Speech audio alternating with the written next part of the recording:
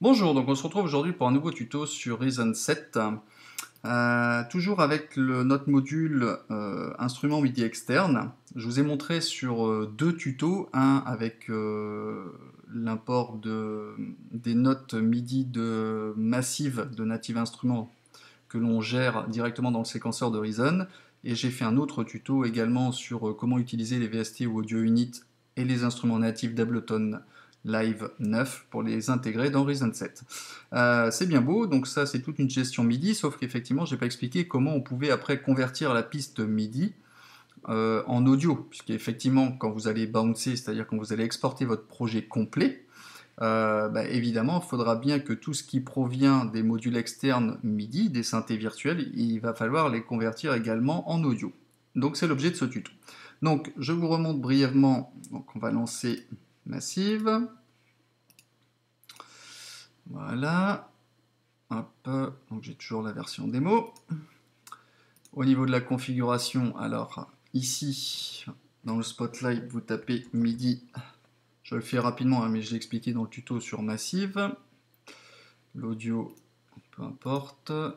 On va dans MIDI, on active le gestionnaire IAC. Voilà. Donc ici, on active le gestionnaire IAC de façon à faire rentrer le son de Massive, audio MIDI. Donc là, le son, il est sur l'audio box et le MIDI, il est activé pour le gestionnaire IAC. Et donc on peut gérer le son de Massive dans notre séquenceur. Ok, donc on va faire un enregistrement rapide.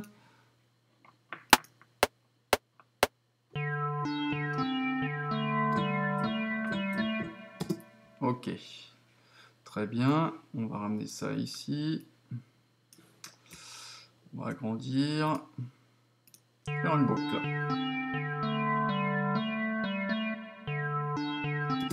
Ok, donc on a notre son qui rentre, très bien.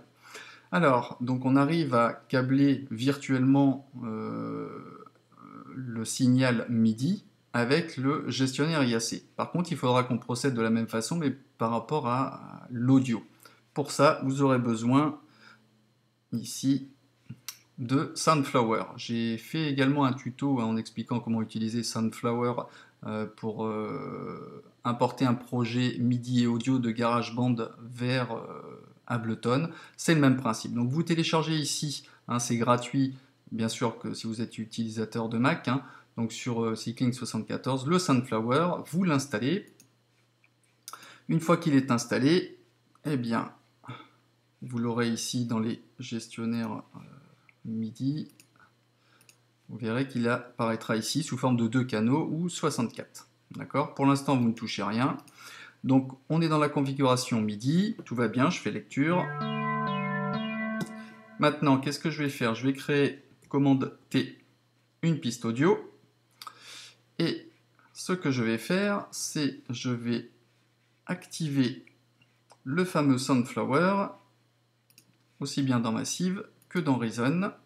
Ici, dans l'audio, vous allez sélectionner non pas votre carte son, mais le Soundflower, moi je vais utiliser le 64 canaux. Ok, donc là, si vous jouez, il n'y a plus de son qui rentre, c'est normal. Au niveau de Reason, je vais dans les préférences audio, je vais sélectionner également le 64 canaux. Dans le surface de contrôle, ça ne change rien. Dans avancé, j'ai toujours en synchro MIDI ma carte audio box qui fait office de carte son et également de signal MIDI. Hein. Donc ici, ça c'est bon. Au niveau des options synchro, pas besoin d'envoyer l'horloge MIDI, on fait tout virtuellement. Voilà, donc qu'est-ce qu'on va faire maintenant?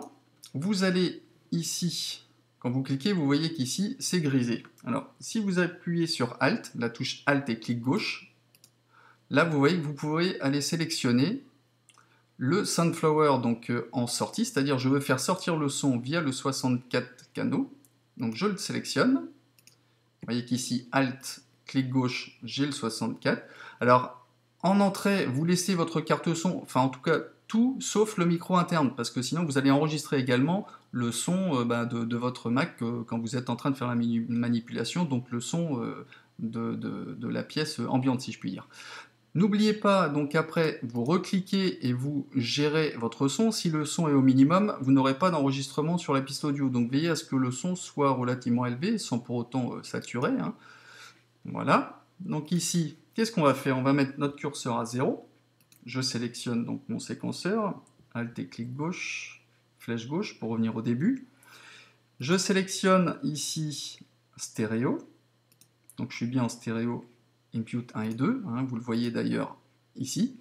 Et là, vous faites enregistrement. Alors, vous allez enregistrer donc la piste, mais vous n'allez rien entendre. Cependant, vous verrez que l'enregistrement va s'effectuer correctement. Enlevez la boucle, hein, vous tapez sur la lettre L, hein, pour activer ou désactiver le mode boucle, et vous procédez à votre enregistrement.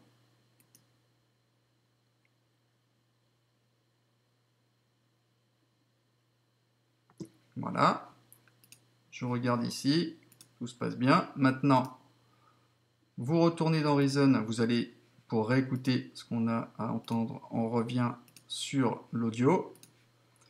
Je remets celle-ci en solo. Alors bien évidemment, si vous avez plusieurs pistes, n'oubliez pas de mettre votre piste MIDI en solo, ainsi que votre piste d'enregistrement en solo. Sinon, vous allez enregistrer, si vous avez d'autres clips, vous allez tout enregistrer en même temps, hein.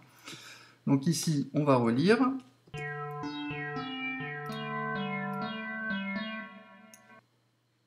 Je remets en boucle.